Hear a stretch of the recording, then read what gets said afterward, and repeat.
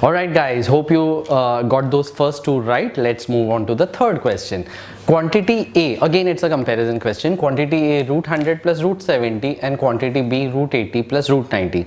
So here again don't make a mistake of trying to estimate these values, okay, because we had root 100, root 70 estimation and all that will take time and you'll get confused. A simple strategy for such a question is square both the sides. So if I square this and if I square this, let's see what happens.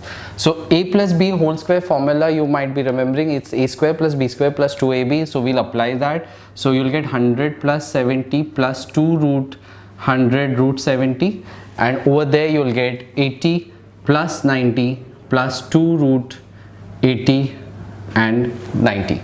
So 100 plus 70 is 170, 80 plus 90 is also 170, 2 and 2 gets cancelled, okay, and now you are comparing root 100 and root 70, which is root of 1700, and here you are comparing root of 18 to 90, which is root of 70 to 100.